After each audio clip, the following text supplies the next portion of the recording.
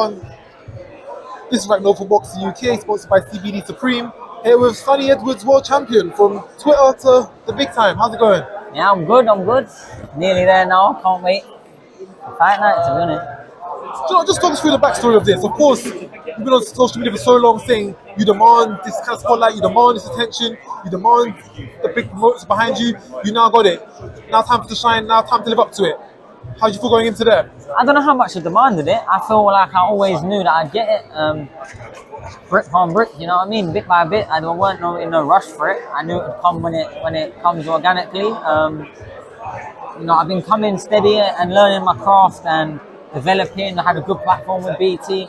You know, I fought on Eurosport, I fought Free Sport Fight TV. I fought on so many different platforms and showed that I can always deliver. I can always bring views. I can always get the fight talked about no matter where it is. So I've shown my independent value in boxing, and now I've got the world's biggest promoter behind me, the world's biggest boxing platform in the zone that's global. You know, it's not country locked, so I'm in a great place. There's a lot of belief getting pushed into me. They know I want the fights, and for their schedule, they want the fights. So we're a match made in heaven. We genuinely both know that I'm there, I'm over the line for all these fights, and it's the opponents that they're waiting to agree. Whoever agrees first gets it. There's a few, but I'm there already. Me and Eddie, we signed it, we figured it out, you know, over a nice little lunch dinner. We all figured it out, one hour, done, everything. So, yeah, now we're just waiting for one of these other big fighters to come forward, but they're all asking for too much money at the moment. That's what I'm getting told. He's way off the mark, and he's a bit off the mark. So, yeah, well, hopefully one of them starts, you know, coming a bit more reasonable, or they're going to wait until I do a little bit more and a little bit more until they can get paid it. But if I have to keep waiting and waiting, then I'll be putting my own career first. Like, my identity, my success, my legacy doesn't ride on anyone. You know, I'm the number one in the division right now. The only fighter at my weight that's won a world title against a champion, and I won it against the champion, the Ring Magazine #1. The closest thing to Linear we're going to get, because he was avoided before me, and Eddie knows that. That's why when he seen me beat Marie, it was a bit mind-blowing, because he knew Martinez at the time didn't want to fight him, the other champions at the time didn't want to fight him. Marie was the easiest one to get a fight with, and now I took it. I took the win, and now I'm in his place, I'm in his shoes. So, of course, now you signed up with Eddie Hearn, now that you've got the big name behind you, you find yourself in a stable with the likes of Juan Estrada, Chocolito, Bam Rodriguez. I know you and Eddie have spoken, had a steak in the dinner to talk about it. How confident are you that you get through Saturday night, that these big fights can start being put into place?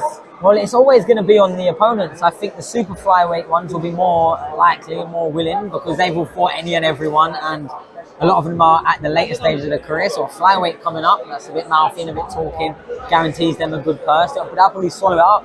But the flyweights right now, they've been weary of me for a few years. They've known me for a few years. One of them I've been in the ring with, they won't pick up the phone.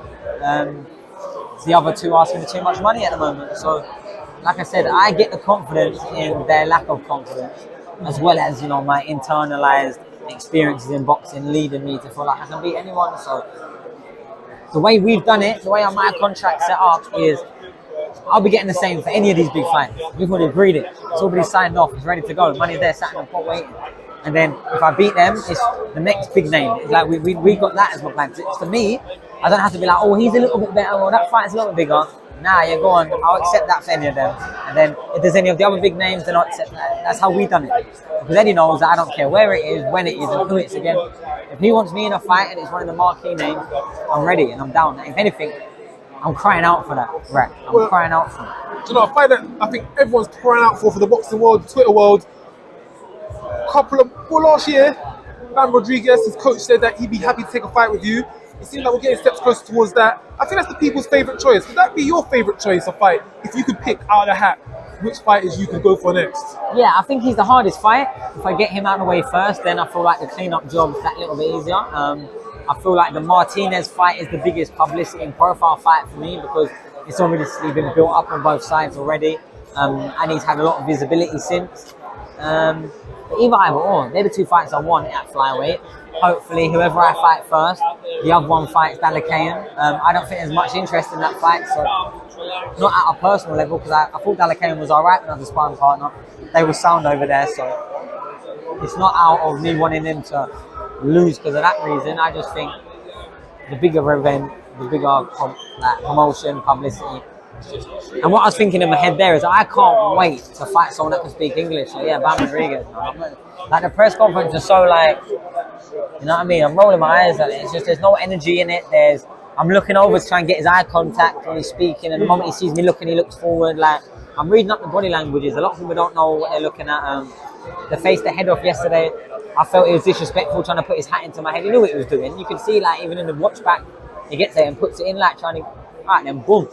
Off your head, man. Get that off. We're getting into each other's eyes if we're going to do that. If we're going to be disrespectful, like he's been for 18 months, don't sign the fight when I gift it to you and then go quiet.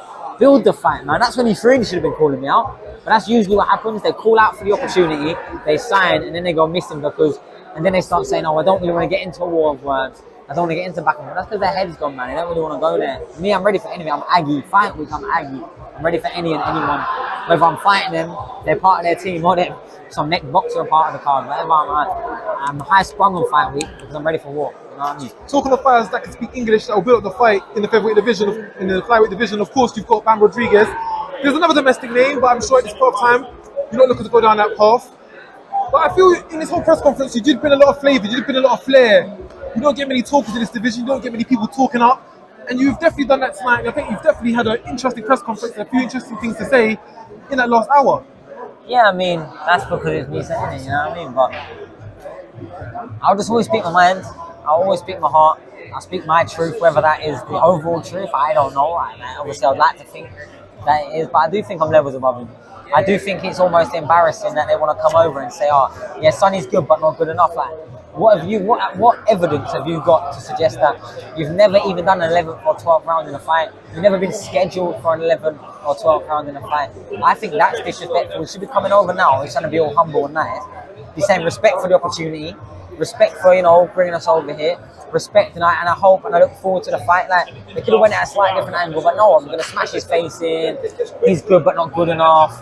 Then I was getting messages, oh, there's 21 of us coming over, we're going to give you help. Then when me and Grant stuck it on them yesterday, they all shit themselves.